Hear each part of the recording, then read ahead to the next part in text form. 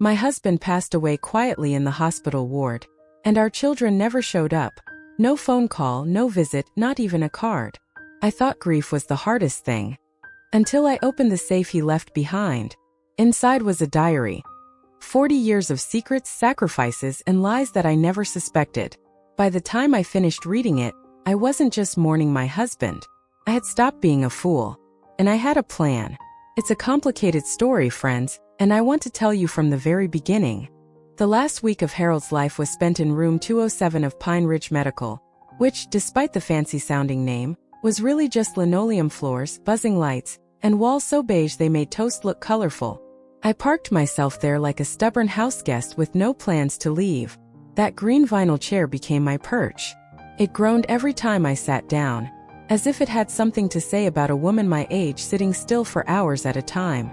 The air was thick with antiseptic and something sadder I couldn't put a name to. Maybe it was regret, or the smell of dreams that never quite made it out of the driveway. I brought Harold's flannel blanket from home. It had paint stains from when he tried to fix the guest room and coffee spills from all the mornings we never rushed through. I laid it over him every morning, smoothing it out with hands that remembered every wrinkle in his face, every freckle on his arms. He never woke up. Not once. The stroke had been sudden. One minute, he was pouring orange juice and teasing me about the neighbor's ridiculous lawn ornaments, and the next, he collapsed beside the toaster, face twisted like he was trying to make a joke but the punchline wouldn't come. The hospital took him in fast, but by the time they wheeled him into ICU, he was already somewhere I couldn't follow. He looked peaceful, which almost made it worse. Like he was already slipping away and didn't want to cause a fuss about it. That was Harold all over. Never one for drama. Not like me. I talked to telemarketers just to mess with them. Harold? He'd nod politely and hang up before they got 2 words out. What broke me wasn't the silence from him. It was the silence from our children. Ethan and Celeste. Now don't get me wrong. I didn't expect fireworks and dramatic sobbing. But I did expect them to come. Or call. Or send a pigeon. Anything. Instead, I sat there day after day, listening to the joyful chaos coming from other rooms. Laughter, card games, someone singing badly to an old country tune. Room 205 got so many flowers it smelled like a wedding. Room 209 had a full picnic one afternoon. And me? I had beeping monitors, stale coffee, and Harold's hand in mine, still warm but unmoving. I told myself they were busy. Important lives. Ethan was always putting out fires at his software job, and Celeste was designing outdoor spaces for rich people who didn't know a daisy from a weed. But how busy can someone be that they can't pick up the phone to ask if their father, who taught them both how to ride a bike and sneak candy into the movies, is still breathing? On the 5th day, one of the nurses, I think her name was Leslie, tried to cheer me up with a crossword puzzle and a muffin that had more paper than blueberries. Sweet girl. Meant well. But grief doesn't like muffins. Grief wants answers and someone to yell at. I had neither. Then came the morning. The one that ended everything. I dozed off with my head against Harold's arm, and when I woke up, the monitor had stopped beeping. Just a flat line. I didn't cry. I didn't scream. I just pressed the call button and whispered, "I think he's gone." Dr. Franklin came in, soft-spoken and kind. He'd been Harold's physician for years, ever since Harold's knees started making noises like an old wooden floor. He confirmed it gently like he was afraid I might break. But let me tell you, I didn't break. I'd been cracked already. I just folded up the pane neat as a bedsheet and nodded. Then he handed me the envelope. It was thick. Off-white. My name written in Harold's handwriting. Just seeing it made my throat close up. Inside was a small brass key, cool and heavy in my palm, and a folded note. It read, "Go home. Open the safe. It'll all make sense. I'm sorry you had to go through this alone." That was it. No long goodbye. No sonnet or confession. Just Harold being Harold, short, quiet, and full of secrets. I sat there holding that key like it was a piece of him I still had left. I didn't know what was in that safe, and at the time I thought maybe it was just some sentimental junk he'd hidden away for me to find. Maybe old love letters or the insurance papers he always told me not to worry about. But deep down, something cold and electric settled in my chest. Because I knew, the way a woman knows when something's been wrong for a long, long time. That envelope didn't just hold a key. It held a reckoning. When I got home from the hospital, I didn't even bother to take off my shoes. I dropped my coat on the hallway bench, the one Harold always said was decorative, not practical, and I always said, well, now it's both, and made a beeline for the bedroom closet. Now I've been married to Harold for 4 decades. I've done his laundry, reorganized his ties, even cleaned out his sock drawer every spring. I thought I knew every creaky corner of that house. But tucked behind a pair of his old concert shoes, shiny black loafers he hadn't worn since our nephew's wedding in '09, there it was, a small fireproof safe I'd never seen before. I stared at it like it might blink. It was a sleek little thing, gray with a digital keypad and just enough dust to say it had been waiting for this moment longer than I wanted to imagine. And here's the kicker. When I leaned down to type in a password, my fingers knew what to do before my brain caught up. The date we met. July 12th, 7:1:2. The lock clicked open with a sound that felt entirely too casual for what was happening. I swear I half expected to find one of Harold's favorite music magazines or maybe that ugly tie he used to wear every Easter. But no. There was a thick bundle of $100 bills, held together by a rubber band that had clearly given up years ago. A small velvet pouch nestled beside it. Inside was my grandmother's pearl necklace, the one I thought I'd lost during a move back in the 90s. I nearly dropped it. I used to wear those pearls every holiday until they disappeared. Harold told me, "You probably packed them in the wrong box." And I believed him. Turns out he packed them in a whole different reality. Underneath that was a stack of folded letters, most yellowed with time. I didn't look at them right away. Something else had caught my eye. A leather-bound journal, soft with age and tied with a red ribbon. Right on the front in Harold's neat print. For Mabel. What they never knew. I sat on the edge of the bed with the journal in my lap, the safe still wide open beside me, humming softly like it knew more than it should. The house was quiet. The kind of quiet that doesn't come from peace, but from everything shifting underneath your feet. I didn't open the journal. Not yet. I just sat there, staring at that cover, feeling like the air had thickened somehow. I could still smell Harold's cologne on one of his old sweaters hanging behind me, sandalwood and something faintly lemony. He always said citrus made him feel more alert, and I used to tease him that he smelled like a very expensive floor cleaner. But right then it made me feel like he was still in the room, watching me, waiting. I reached out and ran my fingers over the cover of that journal like it might vanish if I looked away. For Mabel. What they never knew.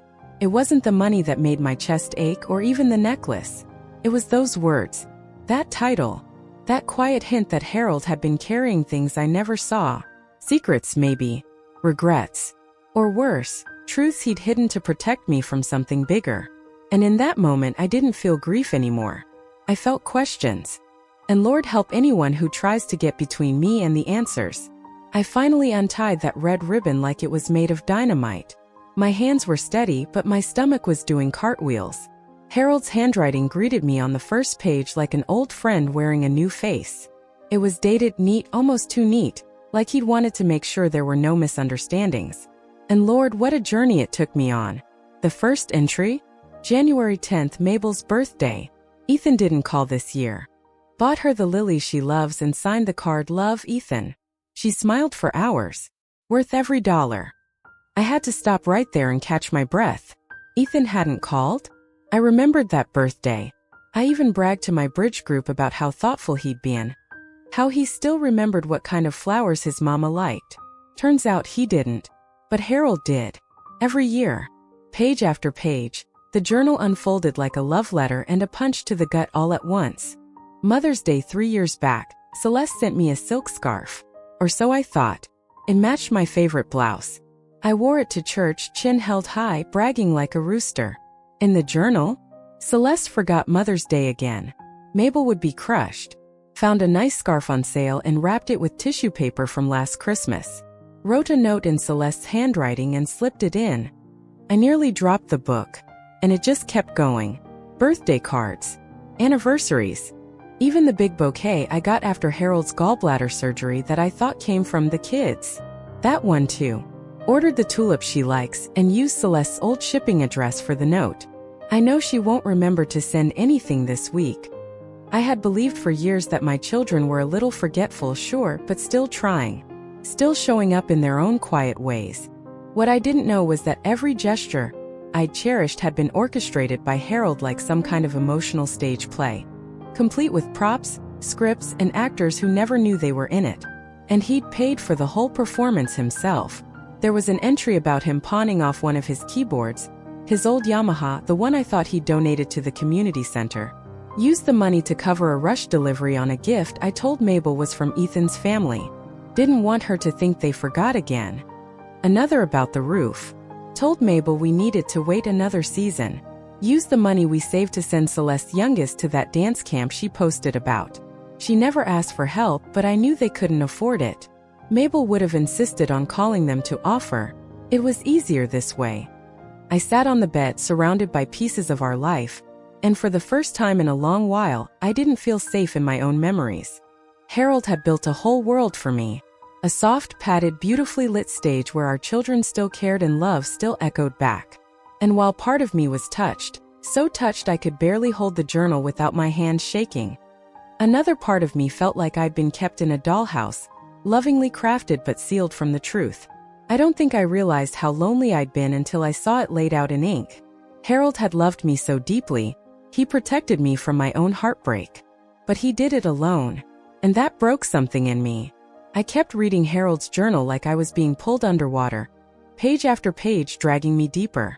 I didn't want to keep going, but something in me couldn't stop.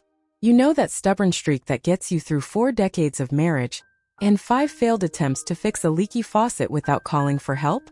That same stubbornness told me to finish the whole thing. And oh, did I. There was one entry, short, barely a paragraph, that made my stomach drop. Celeste called. Said they were behind on the mortgage and needed help with an unexpected car repair. Asked for $4,500. Promised they'd pay it back within 2 months. Cashed out one of the CDs. Told Mabel I was shifting some money for taxes. I remembered that day so clearly. Harold made us pancakes for dinner and said something vague about needing to tweak our budget for a little while. I'd brushed it off because we were fine, no debts, no surprises. Or so I thought. Then came the kicker. Check Celeste's social media today. Pictures of their trip to Nassau, beachfront hotel, matching swimsuits, pina coladas. That was all he wrote. No complaint, no bitterness. Just facts laid out with heartbreaking simplicity. I closed the journal and stared at the ceiling, wondering how in the world my daughter, the same girl I taught to bake banana bread and bandage scraped knees, could look her father in the eye, ask for money, and then go sunbathing without a sliver of guilt. It wasn't just Celeste. Harold had an entire section about Ethan too. Ethan lost his job last winter. Didn't want to worry us. But I found out when his company announced layoffs. Sent him $5,000 anonymously. Wrote the note like it came from an old investor. Mabel thought we'd finally fixed the attic insulation with that money. Well, that explains why our attic still felt like a sauna in summer and a meat locker in winter. And not once did Ethan say a word. No call. No thank you card. Not even a confused text asking who the mystery investor was. Just silence. Like the money had been expected. Like Harold was an invisible wallet. That was the moment something inside me shifted. It wasn't sadness, not anymore. I didn't cry. Not a single tear. I boiled. The kind of quiet, bone-deep rage that builds not from one big betrayal, but 1,000 little ones that finally snapped the dam.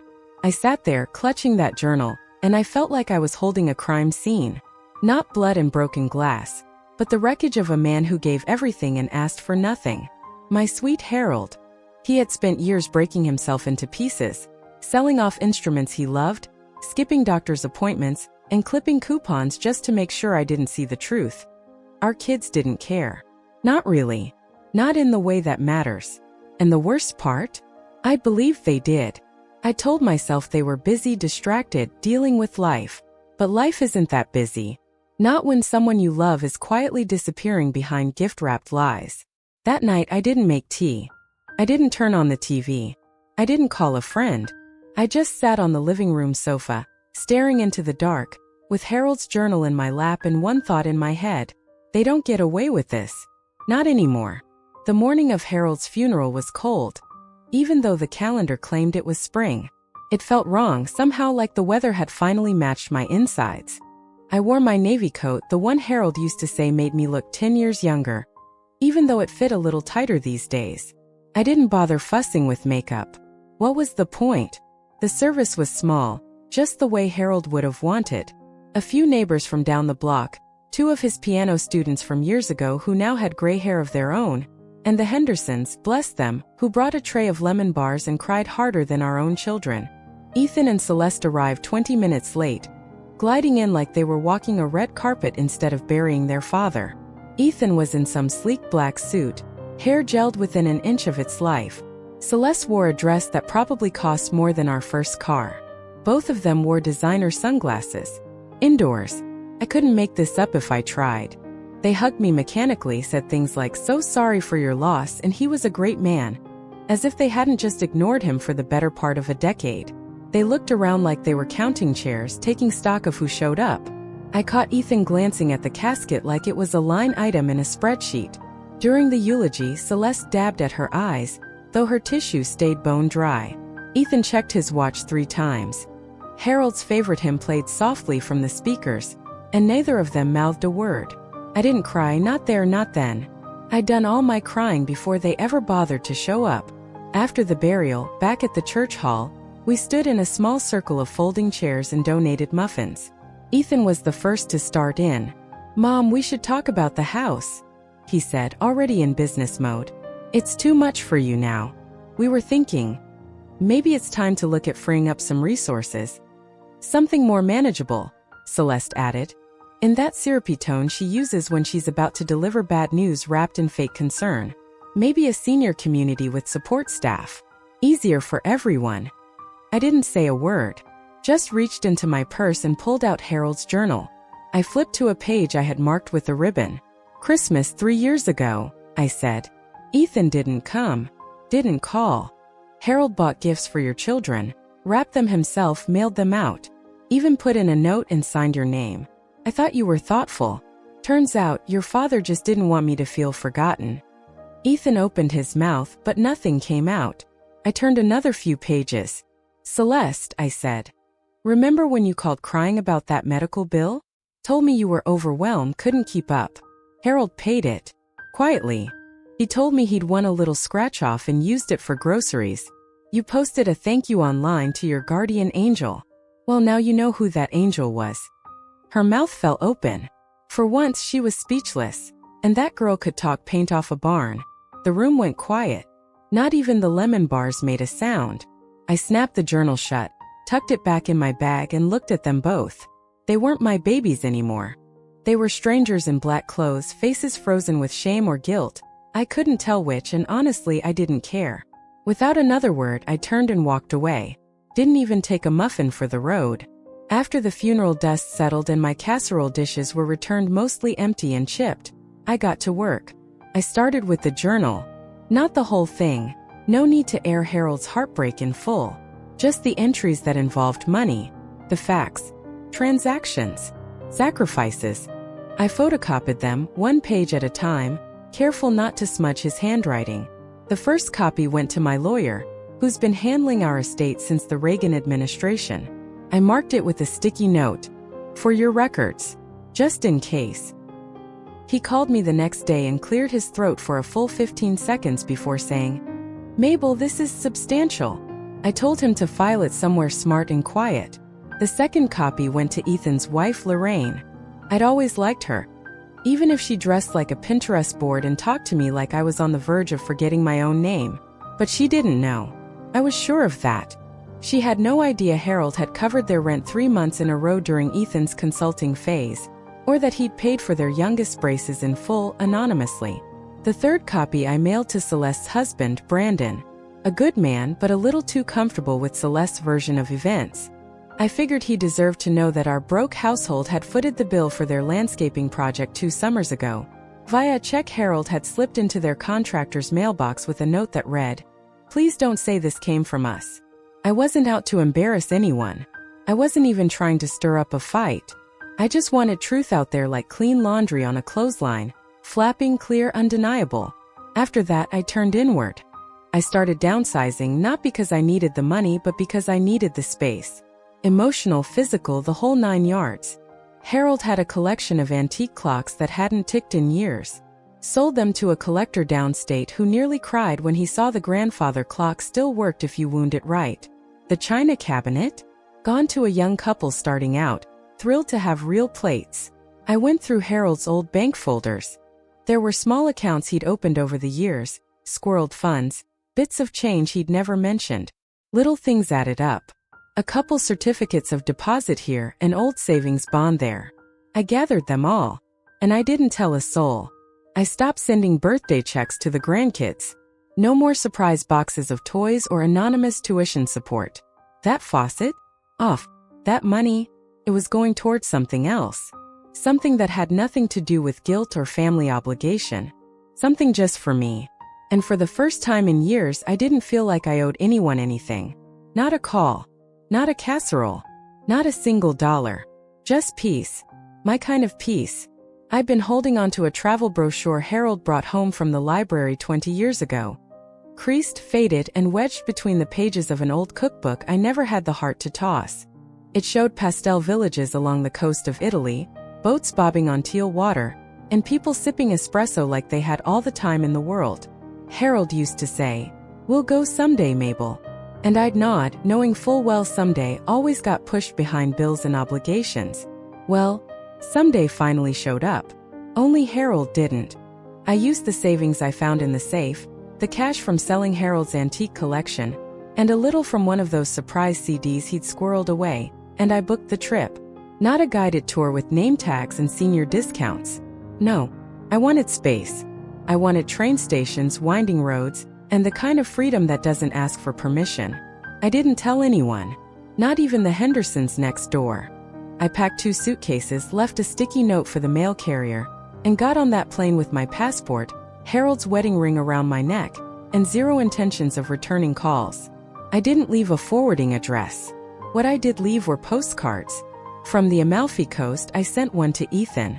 The picture showed lemon groves clinging to the cliffs and a sea so blue it looked fake. I wrote, "Your father believed in you, even when you forgot he existed. Thought you should know that. Mom." From Cinque I sent one to Celeste. Bright-colored houses stacked like candy and people hanging their laundry across alleyways like flags. That one said, "He forgave you more times than you know. I won't make the same mistake." I didn't expect a response. That wasn't the point. Those postcards weren't invitations. They were punctuation marks, sharp and final. Italy was beautiful. I stayed in a tiny guest house where the owner, a widow herself, made fresh focaccia every morning and told me I had a strong laugh.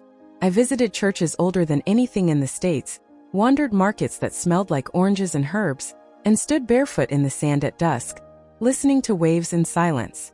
I wore linen pants, drank wine with lunch, and didn't apologize once for taking up space. I walked into rooms like I belonged in them, because I did. I always had. Harold would have loved it. He would have hummed along with the street musicians, asked a dozen questions in bad Italian, and fallen in love with the scenery the same way he fell in love with me, quietly and all at once. But even without him, I felt him everywhere. I didn't feel alone. I felt alive. And for the first time in a long, long while, I wasn't surviving. I was living out loud and on my terms. Coming back home was quieter than I expected. I opened the front door and was met with the same creaky hinge, the same faint scent of lavender sachets and old wood. But something had shifted. It wasn't just the furniture that felt rearranged, it was me. I unpacked slowly. Harold's journal went right back into the safe, wrapped in the same red ribbon. Only now, it sat beside a thick file of legal documents my lawyer had drawn up while I was gone. The house? Off limits. Locked down tighter than a Tupperware lid after Thanksgiving. I'd made sure of that. The day I left for Italy, I gave full authority to my lawyer to handle any nonsense that might come crawling out of the woodwork, and oh did it try. Celeste sent a letter, well, her husband did, asking about her rightful share of Harold's estate. That phrase alone made my left eyebrow twitch. My lawyer replied with precision and grace, attaching a curated selection of Harold's journal entries to gently but firmly remind them that rightful doesn't apply to those who forgot he existed until there was something to inherit. Ethan tried to call. Twice. Once from his cell, once from a blocked number. As if I don't know how to screen calls better than a politician during an election year. I blocked both. Felt good. Solid. Like hanging up a picture frame perfectly level without needing a spirit level. People think revenge has to be loud. Slammed doors, shouted words, burned bridges. But the best kind? It's cold. Quiet. Unapologetic. I didn't yell. I didn't chase. I didn't argue. I just moved on. Onward, upward, and without looking back. This wasn't about punishing anyone, not really. It was about reclaiming something they tried to take from me slowly, year by year, my dignity. I was a wife who stood by Harold through every hard season. And a mother who showed up, even when showing up meant disappointment. I brought birthday cakes, I sat through talent shows, I held heads during fevers and stitched Halloween costumes by hand. But now, I'm not just the woman who did all that. Now I'm the woman who knows her worth, who saw the truth and didn't blink, who learned that sometimes the most radical act of love is letting go of people, expectations, illusions. The mailbox still fills up, mostly with catalogs and charity appeals, but every now and then I get a card, a vague apology, a photo of a grandchild I barely know. I toss them in a drawer. Maybe someday I'll look, or maybe not. I water my garden, I host the Hendersons for tea. And I've started learning French from a podcast I don't fully understand but adore anyway. I'm planning another trip. Scotland, maybe. I hear the Highlands are breathtaking. So if you're sitting there thinking it's too late to draw a line, to stand up, to take your life back, let me tell you something. You are never too old to burn a bridge. Especially when the path behind you is made of lies and the view ahead is wide open. And me? I'm not done yet. Share your thoughts in the comments. Have you ever discovered a secret that changed how you saw someone you loved? If you liked the story, subscribe to the channel and give us a like.